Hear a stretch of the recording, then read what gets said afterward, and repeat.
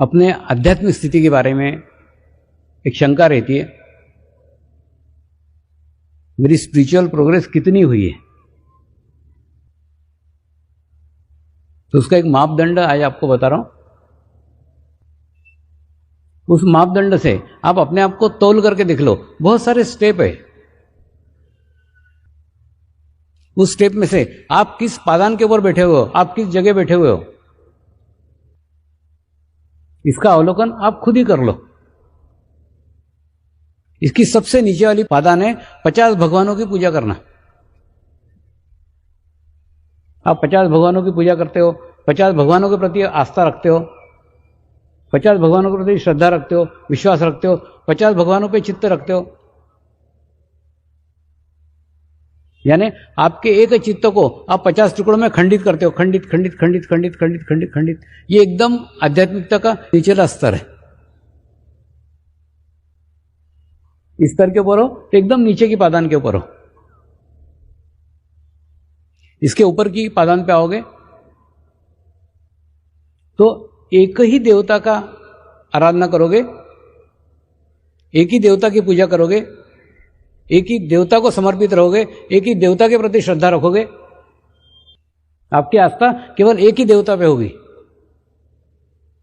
गणेश जी तो गणेश जी, हनुमान जी तो हनुमान जी, कोई एक देवता, कोई भी हो सकती है। ये उसके ऊपर की पादान है कि आपकी पूरी एकाग्रता, आपकी पूरा चित्त एक ही जगह स्थिर है, एक ही जगह टिका हुआ है। अच्छा हुआ तो भी तेरी कृपा में, बुरा हुआ तो भी तेरी कृपा में। अगर ऐसी स्थिति प्राप्त है तो आप दूसरी पादान के ऊपर हो। और इसके ऊपर की पादान है किसी समाधिस्थ गुरु को गुरु मानना।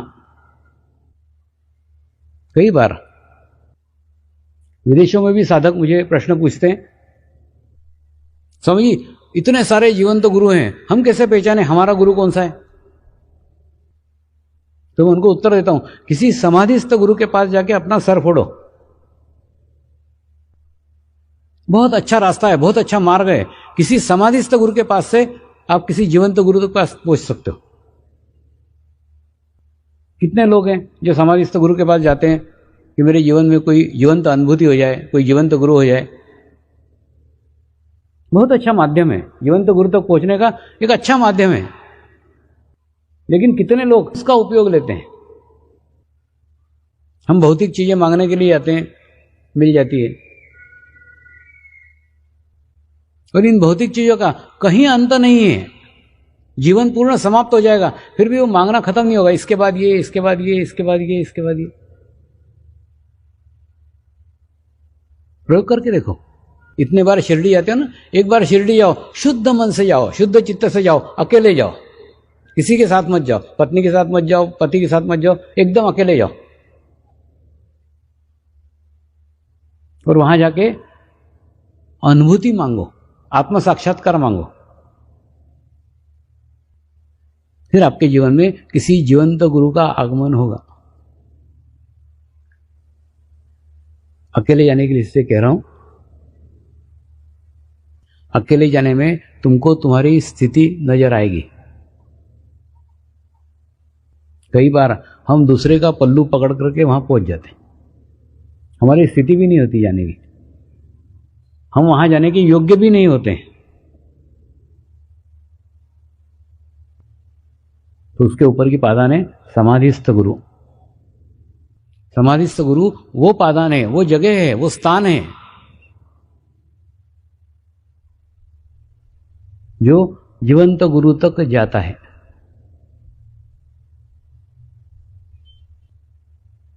क्योंकि आप वहां आत्म साक्षात्कार मांग रहे हो। समाधिस्थ गुरु आत्म साक्षात्कार दे नहीं सकता।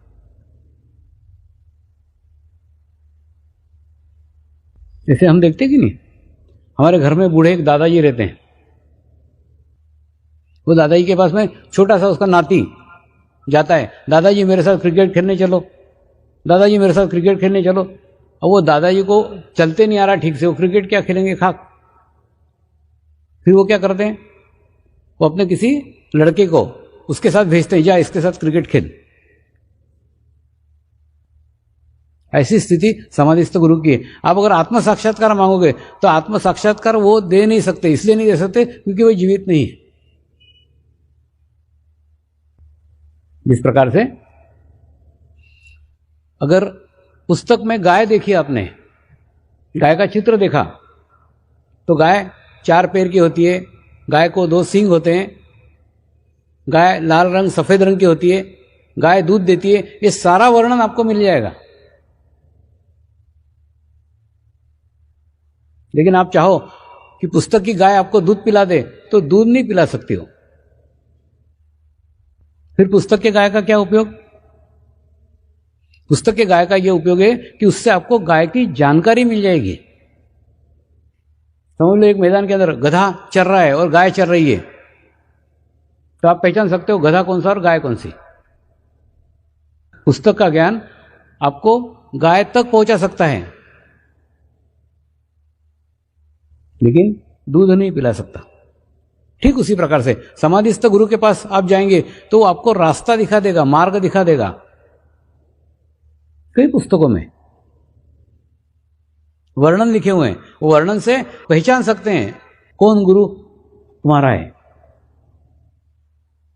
तो उसके ऊपर की पादान है समाधिस्थ गुरु, और समाधिस्थ गुरु वो पादान है जहां से जीवंत गुरु तक का रास्ता बनता है, और उसके ऊपर की पादान है जीवंत गुरु। आप किसी समाधिस्थ गुरु के पास शांत चित्त होके जाइए, कोई भौतिक चीजें मत मांगिए, चित्त की पूर्ण शुद्धता के साथ जाइए, चित्त की पूर्ण पवित्रता के साथ जाइए और प्रार्थना कीजिए, गुरुदेव मुझे आत्म साक्षात्कार देने की कृपा कीजिए। जीवन में सब कुछ प्राप्त हो गया है, अब कोई भौतिक चीजें मांगने की इच्छा नहीं रही।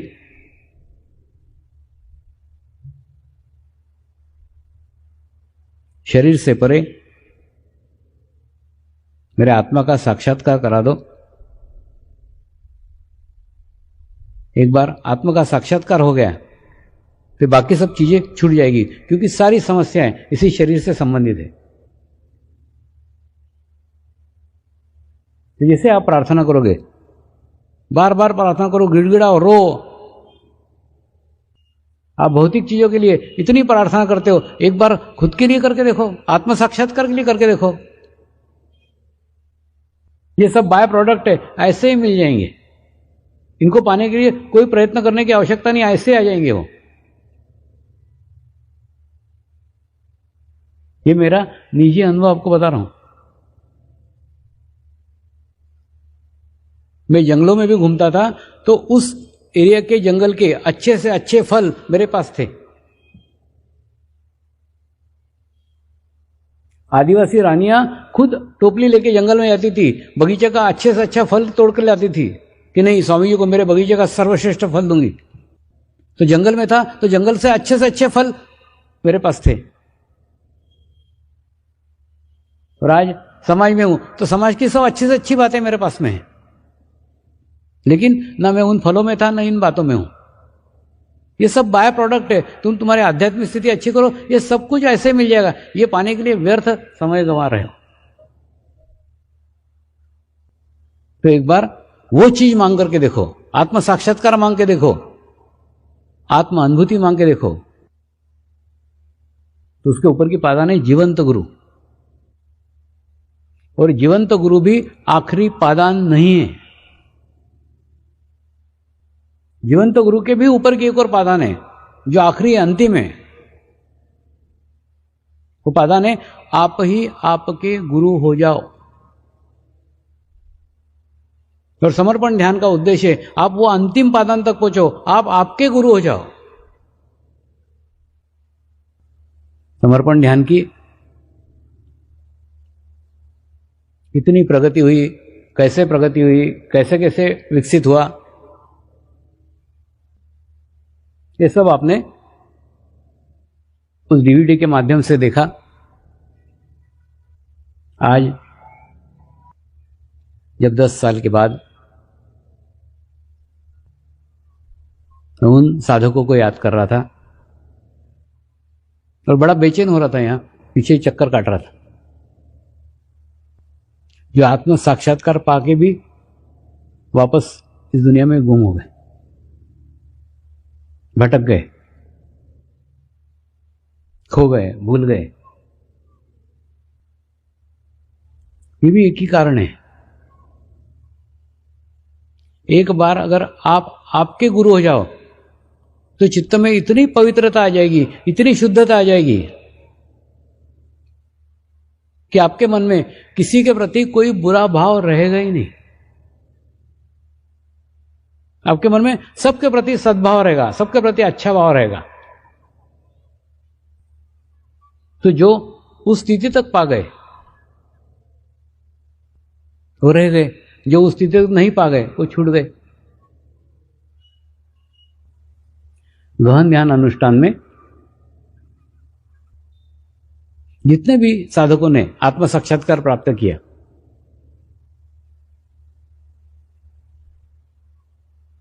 तो भले ही अभी ध्यान कर रहे हो, नहीं कर रहे हो, ध्यान से जुड़े हो, नहीं जुड़े हो, मेरे लिए समान है, एक जैसे हैं, और सबसे मेरा संपर्क होते रहता है। और वो छूटे मेरे कारण नहीं, किसी और अन्य के कारण। जैसे एक लड़का एक लड़की से बहुत प्रेम करता है, बहुत प्यार करता है, लेकिन प्यार एक तरफा है, वन साइडेड है, और वो लड़की उसके प्रेम को ठुकरा देती है, तो वो सुसाइड कर लेता है। और ऐसे लड़के जब मेरे पास में आते हैं, मैं उनको बोलता हूं, वो लड़की ने तेरे को पैदा किया क्या? नहीं। तेरे माँ ने तेरे को पैदा किया, तेरे माँ के नाम पे मर, तेरे बाप के नाम पे मर, भगवान के नाम पे मर, वो लड़की के नाम पे क्यों मर रहा है जिसने तेरे को पैदा ही नहीं किया? यानी तेरे को दुनिया में लाने वाला एक और दुनिया से ले जाने वाला दूसरा, ये कैसे हो सकता है? तू दूसरे के नाम पे कैसे इस दुनिया को छोड़ सकता है? ठीक उसी प्रकार से आज फिर से वही बात कह रहा हूं, जब स्वामी जी के कारण समर्पण ध्यान में आए तो स्वामी जी जब लात मारे तब जाओ, मैंने आज तक किसी को लात मारी नहीं, तो क्यों चले गए? माने जब तुम्हारे को लाने वाला मैं, तो भगाने वाला मैं ही होना चाहिए ना। बहुत अच्छे अच्छे साधक, अच्छे अच्छे गुरु कार्य करने वाले साधक छूट गए, चले गए। गुरु कार्य करते करते कब कार्य गुरु हो जाता है ये उनको ही पता नहीं चलता। मैं आपको छोटा सा एक उदाहरण देता हूं, उससे तुम्हारा ही टेम्परेचर नाप लिया करो। गुरु कार्य करते करते जिस दिन तुम्हारा चित्त स्वामी जी से हट करके किसी साधक पे जाने लग जाए तो समझ लेना कार्य गुरु हो गया। घर बैठ जाओ, अपने शांति से रहो, मत करो कार्य। एक्चुअली गुरु कार्य तो एक निमित्त है, एक माध्यम है गुरु पे चित्त रखने का। जैसे हम नहीं पूजा करते हैं, रेशम के वस्त्र पहनते हैं, चंदन घिसते हैं, मूर्तियों को निलाते हैं, धुलाते हैं, चंदन लगाते हैं, सब ये मैं भगवान के लिए कर रहा हूं, भगवान के लिए कर रहा हूं, इसके बाद ये, इसके बाद ये, इसके बाद ये, इसके बाद ये प्रक्रिया।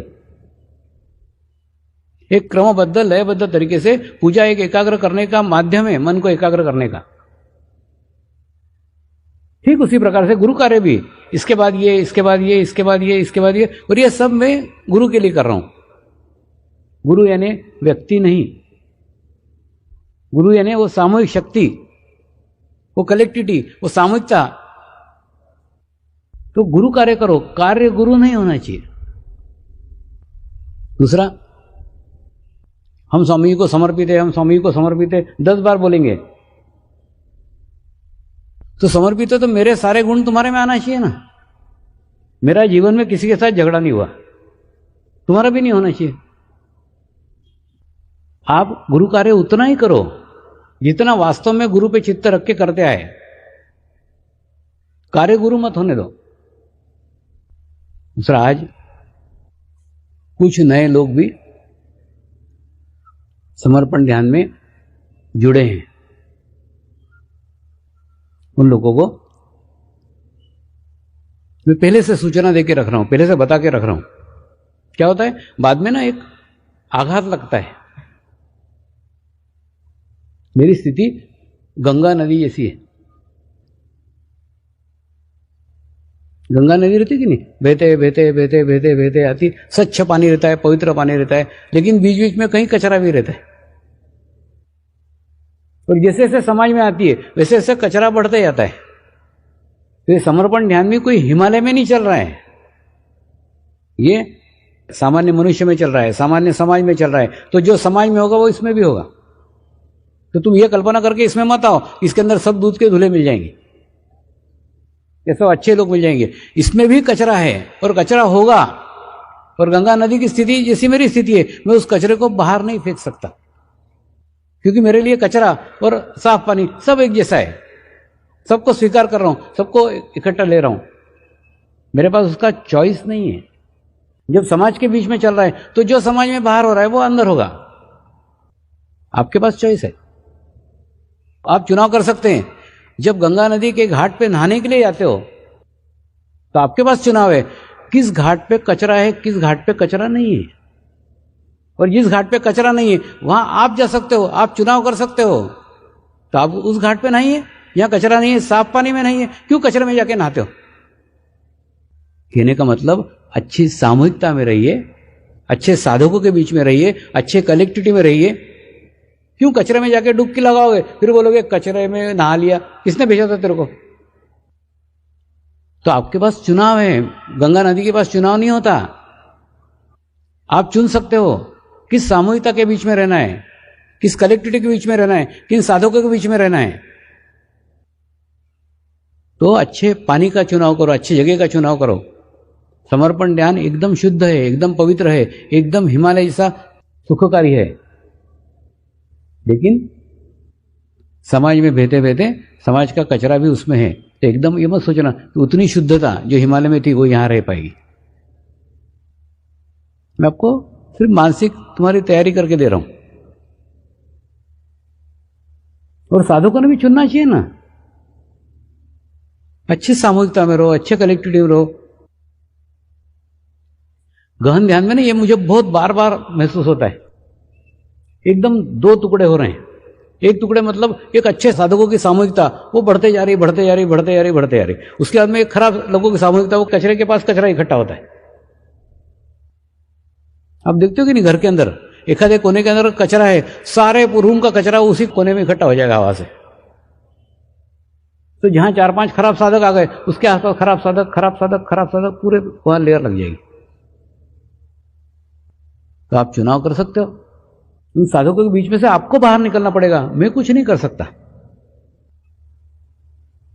दूसरा, कई बार किसी साधक में कोई दोष देखते हो, साधक में कोई दुर्गुण देखते हो, तो आप इतने योगी महात्मा नहीं हो कि उसके दोषों का आपके ऊपर कोई फर्क नहीं पड़ता। अगर आपको फर्क नहीं पड़ता तो कोई बात ही नहीं, बात ही खत्म हो गई। लेकिन उसके दोषों का और आपके ऊपर फर्क पड़ता है, आप कहीं दुखी होते हो, आप कहीं प्रभावित होते हो, आपको कहीं दुख लगता है, आपको कहीं बुरा लगता है, तो उसकी सूचना मुझे दो। उससे 2 फायदे होंगे। और उसके लिए प्रार्थना करो ना, स्वामी जी इस साधक में दोष दिख रहे हैं, उसके दोष दूर करने की कृपा करो। तो उससे 2 फायदे होंगे। एक तो उसके ऊपर मेरा चित्त जाएगा, उसके दोष दूर होंगे। दूसरा, आपका चित्त उसके ऊपर नहीं जाएगा, आपका चित्त बचा रहेगा, शुद्ध रहेगा, पवित्र रहेगा। जैसे होता है कि नहीं, एक फैमिली के अंदर एक फैमिली डॉक्टर रहता है। तो फैमिली के किसी भी सदस्य को कोई बीमारी हो जाती है तो दूसरा सदस्य बराबर बताता है डॉक्टर को कि ये सदस्य को ये बीमारी हुई है। तो डॉक्टर उसका इलाज करता है, उसकी बीमारी ठीक करता है। तो वैसे आप दूसरे साधक के दोष छुपा करके उसके साथ भी अन्याय कर रहे हो। तो उसकी बीमारी अगर समय पे बता दी, टाइम पे बता दी, तो उसका इलाज हो सकता है। दूसरा, मैं बार बार बता चुका हूं, मेरी स्थिति सूर्य की जैसी है, सबको समान रूप में देखता हूं, एक जैसा देखता हूं, किसी में कम या किसी में ज्यादा नहीं। आपके पास सब में समान रूप से शक्तियां बटी हुई है, शक्तियों का विकेंद्रीकरण हुआ है। हिमालय के गुरुओं का उद्देश्य था एक से एक को नहीं, एक से हजारों तक, अनेकों तक बढ़ जाए। और बाद में आप समान हो, एक जैसे हो। लेकिन जब बहुत सारे लोग एक व्यक्ति के विरुद्ध में हो जाते हैं, अगेंस्ट हो जाते हैं, तो उसकी स्थिति अत्यंत दयनीय हो जाती है। जैसे समुद्र में रहता है कि नहीं, समुद्र में जो कचरा है, बड़ी बड़ी लकड़ियां हो, बहुत बड़े बड़े ढूंढ हो, बहुत बड़े बड़े लकड़े के गट्ठे हो, तो भी समुद्र के लहरें उसको किनारे पे फेंकी देती है। तो समर्पण ध्यान भी समुद्र के जैसा है। कोई भी एक साधक ने 100 साधकों का दिल दुखाया है, 100 साधकों को तकलीफ दी है, 100 साधकों को परेशान किया है, तो 100 साधकों का निगेटिव अटेंशन उसके ऊपर आएगा और उसकी दयनीय हालत हो जाएगी, खराब हालत हो जाएगी। मैंने मैं कुछ नहीं करूंगा, मैं सिर्फ देख सकता हूं, बाकी क्या कर सकता हूं। समुद्र जैसी मेरी स्थिति है। लेकिन मैं भी नहीं चाहता ये हो, और आप भी नहीं चाहोगे ऐसा हो। मैं कई बार उन लोगों को भी बताता हूं, मैंने मेरे व्यक्तिगत बहुत मधुर संबंध रहते हैं, मेरे सबके साथ अच्छे संबंध हैं, उसके बावजूद भी मैं उसको बचा नहीं पाता हूं। मैं उसको बोलता हूं कि एक स्वामी तेरे फेवर में और 100 स्वामी तेरे विरोध में, तो मैं तेरे को कैसे बचाऊंगा? मैं कुछ नहीं कर सकता। और आपकी आध्यात्मिक स्थिति अगर आपको परखने की है, तो आपके अन्य साधकों के साथ कैसे संबंध है, इसका परीक्षण करो।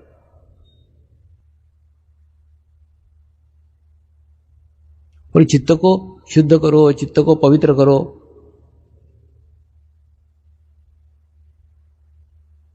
इतना शुद्ध करो, इतना पवित्र करो कि आपको मेरी जैसी स्थिति मिल जाए।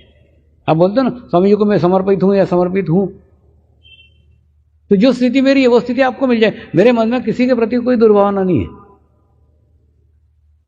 आपके मन में भी किसी के प्रति दुर्भावना नहीं होना चाहिए। आप परीक्षण करो ना अपना। आज पहला दिन है, प्रथम दिन परीक्षण करो, अपने को जांचो। ये संकल्प वर्ष है।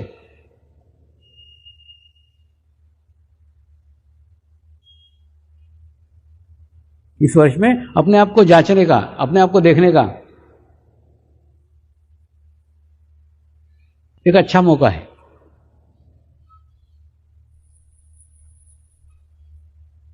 दूसरा एक दोष नजर आता है, अनियमित ध्यान।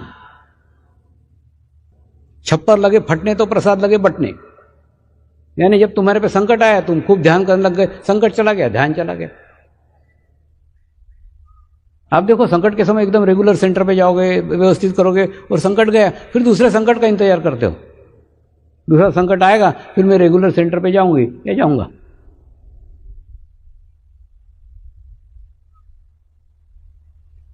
दुख में सुमिरन सब करे, सुख में करे न कोय, और सुख में सुमिरन करे तो दुख काय को होए। वैसी स्थिति।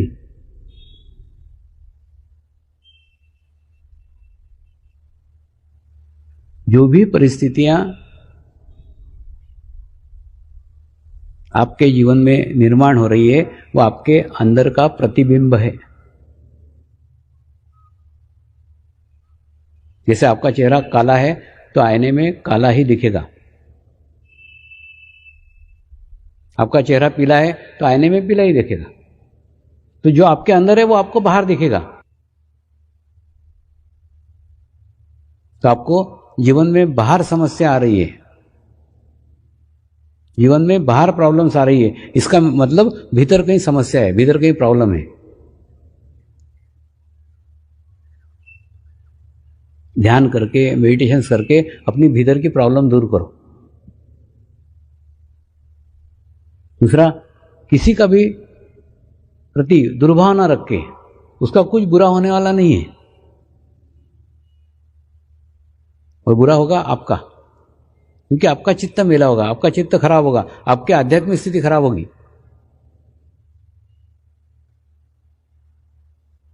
आप अपना परीक्षण करो ना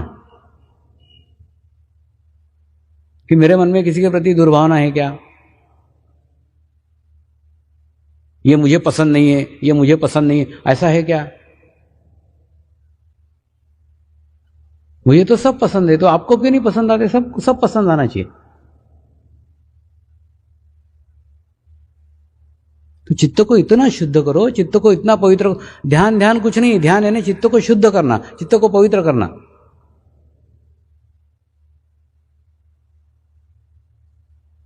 अब खुद सोचो ना, मेरे अंदर ऐसा क्या है जो विश्व भर में जाता हूं और विश्व के अनेकों देशों में अनेकों धर्मों के लोग ध्यान के लिए प्रभावित हुए। क्या है? ना मैं कोई विद्वान हूं, ना मैंने कोई पुस्तकें पढ़ी है, ना मेरी कोई पर्सनालिटी है, कुछ भी तो नहीं है मेरे अंदर। केवल शुद्ध पवित्र चित्त है, और वो गुरु चरण पे चित्त रख के ही पाया है। आज आपको एकदम रहस्य बता रहा हूं मेरा। सदैव 24 घंटे चित्त गुरु चरण पे रहता है। कोई भी व्यक्ति मेरे जीवन में आता है, वो अच्छा हुआ तो भी गुरु कृपा में, बुरा हुआ तो भी गुरु कृपा में। किसी अच्छे स्थान पे रहता हूं तो भी गुरु कृपा में, बुरे स्थान पे रखते हैं तो भी गुरु कृपा में। मैंने कहाँ रहते हैं उसका कोई मतलब नहीं है, वो व्यक्ति का कोई मतलब नहीं है, तो कोई चीजें प्रभावित ही नहीं करती। तो मैं गुफा में भी रहा तो भी गुरु के साथ रहा, महलों में रहा तो भी गुरु के साथ रहा। तो ऐसा भाव अब आपके अंदर निर्माण करो और अपना खुद का परीक्षण करो। आपको ऊपर उड़ाने वाले बहुत मिल जाएंगे, आपको नीचे लाने के लिए आपके अपने प्रयत्न करना पड़ेंगे, आपको प्रयास करना पड़ेंगे, आपको प्रयत्न करना पड़ेंगे।